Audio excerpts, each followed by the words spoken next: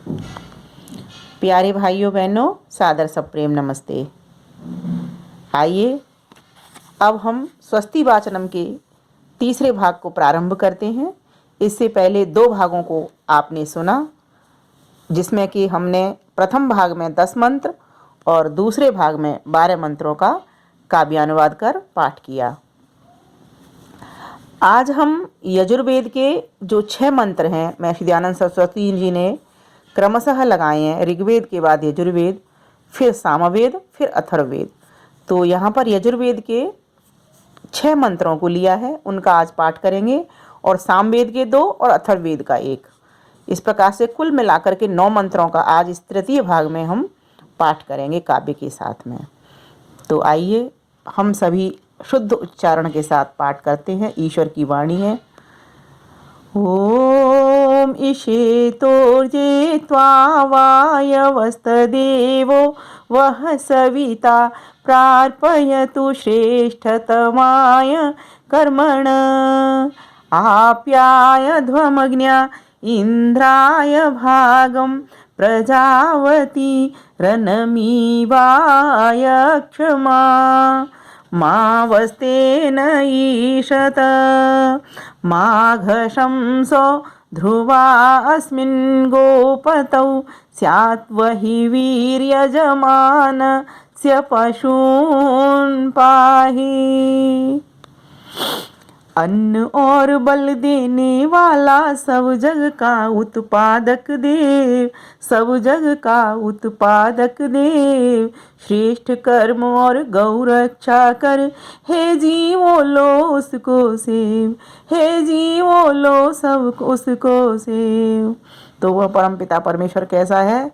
हमको अन्न प्रदान करने वाला है, अन्न के द्वारा शक्ति भी देने वाला है, और सारे संसार की रचना करने वाला है, उत्पादक है सभी का।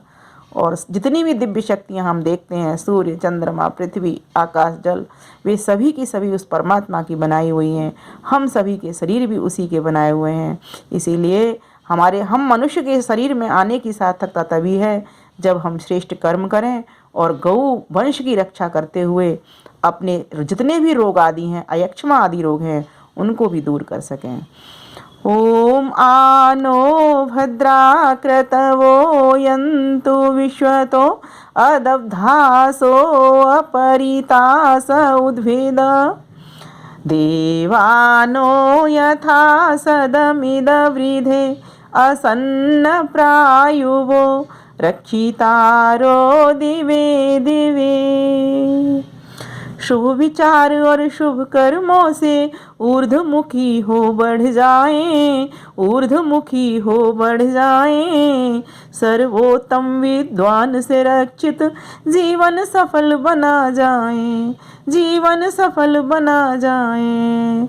मनुष्य का जीवन कब सार्थक होता है?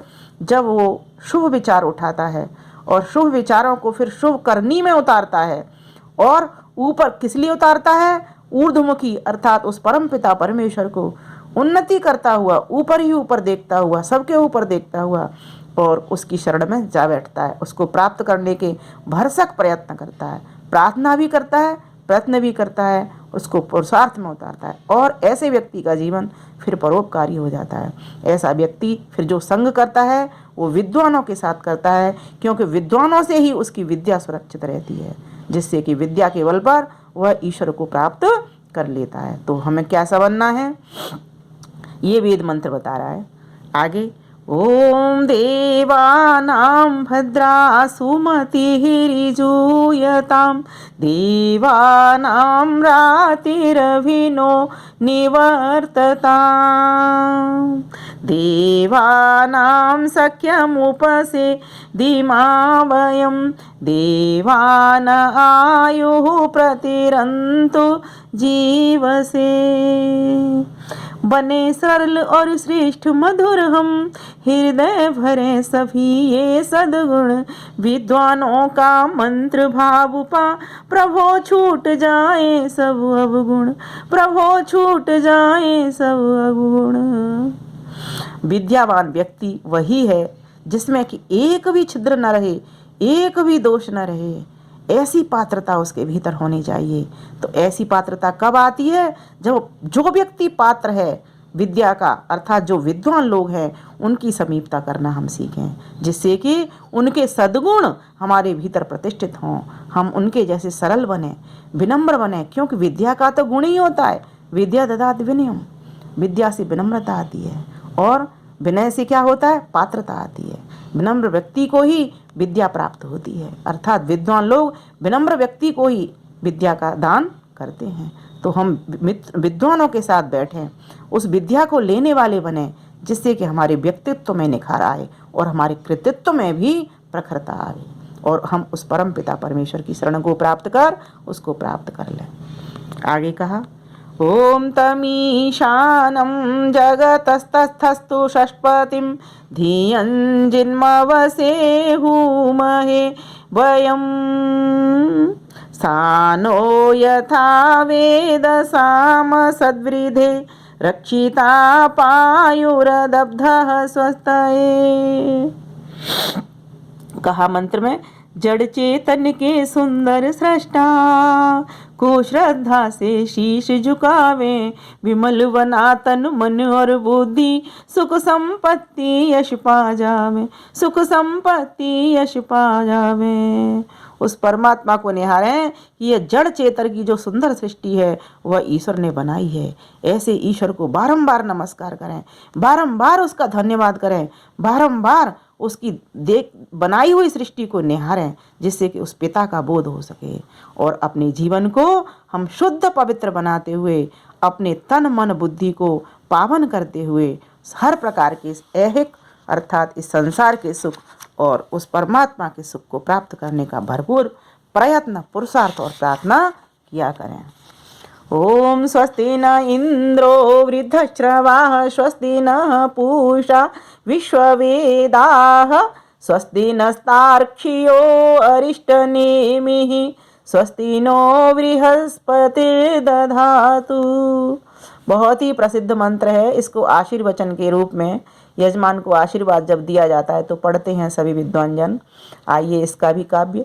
दुख हरता सुख करता जानी, कष्ट क्लेश अज्ञान हरे, कष्ट क्लेश अज्ञान हरे, पालक पोषक रक्षक स्वामी, बरस बरस कल्याण करें, बरस बरस कल्याण करें। जब यजमान यज्ञ करता है तो परोपकार ही तो कर रहा होता है, वो उस परमात्मा की उपासना ही तो कर रहा होता है, उस परमात्मा को पाने के लिए यज्ञ रूपी क्रिया को करके पुरुषार्थ ही तो कर रहा होता है, और उस परमात्मा को पाने के लिए प्रार्थना ही तो करना होता है। प्रयत्न, प्रार्थना, परोपकार का कार्य और पुरुषार्थ जब वह यजमान कर रहा होता है तो परमात्मा उसके ऊपर क्यों न बरसेंगे। सबके जो पालक पोषक हैं ऐसे भक्त के ऊपर तो ज़्यादा बरसेंगे। इसीलिए काव्य में कहा कि जो दुखों को छुड़ाने वाला है, सुखों को देने वाला है, जो